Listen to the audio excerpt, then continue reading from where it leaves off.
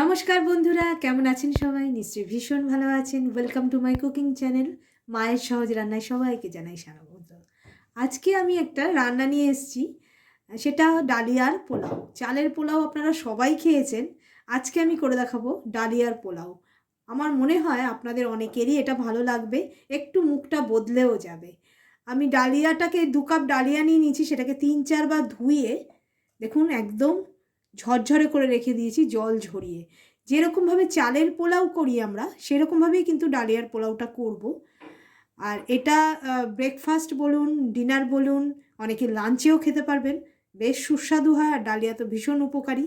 চালের বদলে আপনারা এটা করতেই পারেন। আমি রান্নাটা সম্পূর্ণ ঘিয়ে করছি, আপনারা চাইলে অন্য কিছুতেও করতে পারেন। আমি এই চামচের 2 চামচ এখানে ঘি দিয়ে দিলাম। ঘিটা গরম হয়ে গেলে আমি ফোড়ন দিয়ে দেবো। এখানে একটা শুকনো লঙ্কা দিয়ে দিচ্ছি, কিছুটা তেজপাতা দিয়ে দিচ্ছি, সামান্য জিরেও দিয়ে দিচ্ছি। এখানে 3টে লবঙ্গ, একটা এলাচ, ছোট এলাচ আর কি, আর দারচিনি একটুখানি থেতো করে নিয়েছি আমি, সেটা ফোড়নে দিয়ে দিচ্ছি। ঘি আর ফোড়নের একটা সুন্দর গন্ধ বেরিয়ে গেছে, খুব সুন্দর অ্যারোমা বেরোচ্ছে। এবারে আমি একটুখানি কাজু আর কিশমিশ এর মধ্যে দিয়ে দেবো। ড্রাই ফ্রুটস আপনারা যত ইচ্ছা দিতে পারেন, এটার কোনো পরিমাণ নেই। আমি মোটামুটি এইরকমই দিলাম। এর সঙ্গে আমি একটুখানি পেঁয়াজ কুচিয়ে রেখে দিয়েছি, সেটাও দিয়ে দেবো। আমি এখানে একটু পেঁয়াজ দিয়ে করছি, আপনারা যারা নিরামিষে খাবেন তারা পেঁয়াজ নাও দিতে পারেন। আর উপোসের দিনেও কিন্তু এটা আপনারা অনায়াসেই খেতে পারেন। এটা খুব হেলদি রেসিপি, তবে ঘিটা আপনারা স্কিপ করে অন্য সাদা তেলেও করতে পারেন। আর ডালিয়া তো শরীরের পক্ষে খুবই উপকারী, অনেকেই ডালিয়ার খিচুড়ি, ডালিয়ার অন্য কিছু করেও খান। আমার চ্যানেলে ডালিয়ার রেসিপি দেওয়াও আছে। এই পেঁয়াজটাকে একটুখানি হালকা লাল করে ভেজে নেব, বেশি বেরেস্তার মতো ভাজার দরকার নেই। আমি এখানে একটা কাঁচা লঙ্কা দিয়ে দিলাম।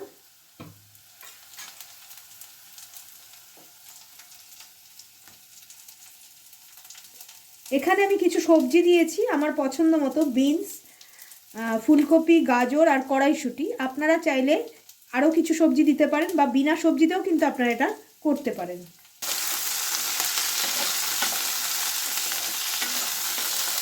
অনেক সময়ই আমাদের রোজ রোজ ভাত খেতে ইচ্ছা করে না, প্রচণ্ড ঠান্ডাও পড়েছে, তখন এরকমভাবে আপনারা বানিয়ে খাবেন, খুব ভালো লাগবে। এইটাকে দিয়ে একটুখানি আমি ভাজা ভাজা করে নেব, আর সবজিটাকেও একটুখানি হালকা করে ঢাকা দিয়ে সেদ্ধ করে নেবো, কারণ ডালিয়া খুব তাড়াতাড়ি সেদ্ধ হয়ে যায়, টাইম বেশি লাগে না। আমি একটুখানি এটা ঢাকা চাপা দিয়ে সেদ্ধ করে নেব। আমি ঢেকে ঢেকে ভালো করে ভেজে নিয়েছি, দেখুন ফুলকপি, বিনস সব কিছু খুব সুন্দর ভাজা হয়ে গেছে। এইবার আমি ডালিয়াটা দিয়ে দেবো এর মধ্যে। ডালিয়াটা কিন্তু ভালো করে ধুয়ে আপনারা এরকম ঝরঝরে করে রাখবেন, তবে কিন্তু এটা পোলাওয়ের মতো হবে, নাহলে কিন্তু একটু গলে গলে যাবে। এটা আপনারা করে দেখবেন, খুব ভালো হয় খেতে। রোজ রোজ ডালিয়া দিয়ে খিচুড়ি বা ভাত করে না খেয়ে এরমভাবে খাবেন ভাতের বদলে। এটা একটু ভেজে নেব আমি, ঘিয়ের মধ্যে ডালিয়াটাকে ভালো করে ভেজে নেব, তাতে ডালিয়ার পোলাওটা আরও ঝরঝরে হয়ে যাবে। চাল যেমনি আমরা ভালো করে ভাজি পোলাওয়ের সময়, তাতে পোলাওটা ঝরঝরে হয়, এক্ষেত্রেও ডালিয়াটা একটুখানি ভালো করে ঘিয়ের মধ্যে ভেজে নেবেন, তাহলে পোলাওটা ঝরঝরে হবে। ডালিয়াটাকে আমি ভালো করে ভেজে নিয়েছি, দেখুন ঝরঝরে হয়ে গেছে।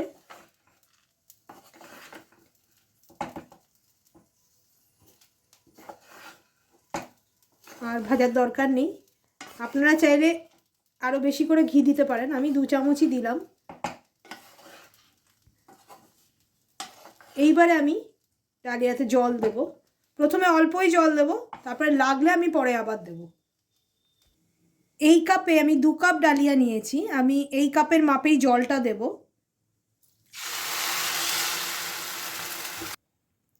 এই কাপের আমি 3 কাপ দিলাম, মানে 2 কাপ ডালিয়ায় আমি 3 কাপ জল আপাতত দিলাম, যদি লাগে তাহলে আমি দেবো, কারণ ডালিয়াটা খুব তাড়াতাড়ি সেদ্ধ হয়ে যায়, কাজেই বেশি জল হয়তো লাগবে না। আর এটা যেহেতু ঝরঝরে হবে, কাজেই জল বেশি দিলে কিন্তু পাতলা হয়ে যেতে পারে। এবারে আমি গ্যাসটা একটু বাড়িয়ে দেবো, কারণ আমি ঠান্ডা জল দিয়েছি। আপনারা যদি গরম জল দেন তাহলেও গ্যাসটাকে একটু কমিয়ে দেবেন। এবার আমি নুন আর চিনিটা দিয়ে দেবো। পোলাও যেহেতু একটু তো মিষ্টি হবেই, আমি এখানে 2 চামচের মতো চিনি দিয়ে দিচ্ছি। নুন চিনিটা যার যার আন্দাজ অনুযায়ী দেবেন। আমি আমার আন্দাজ অনুযায়ী মোটামুটি দিলাম, কম বেশি হলে আবার পরে দিয়ে নেব। এইবারে ভালো করে নাড়িয়ে নিতে হবে।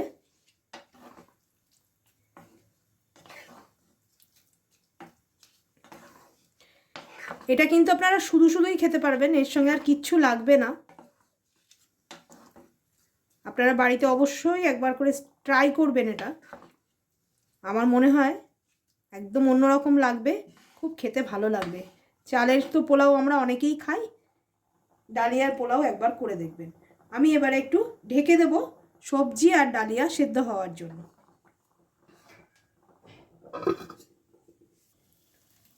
দেখুন পোলাওটা রেডি হয়ে গেছে। এখনো অল্প অল্প সেদ্ধ হওয়া বাকি আছে, জলটা কিন্তু একদম টেনে গেছে। এটা ঠান্ডা হয়ে গেলে একদম ঝরঝরে হয়ে যাবে। আমার নুন চিনি সব ঠিক হয়ে গেছে। পুরোটা কিন্তু গলিয়ে ফেলবেন না, তাহলে কিন্তু একদম গলা গলা ভাত হয়ে যাবে। এবারে আমি ঢেকে রেখে দেবো গ্যাসটা বন্ধ করে স্ট্যান্ডিং টাইম দিয়ে। এটা যত ঠান্ডা হবে তত কিন্তু ঝরঝরে হয়ে যাবে পোলাওয়ের মতো। স্ট্যান্ডিং টাইম দিয়ে আমি আপনাদের দেখাচ্ছি। তৈরি হয়ে গেল সবজি দিয়ে ডালিয়ার পোলাও।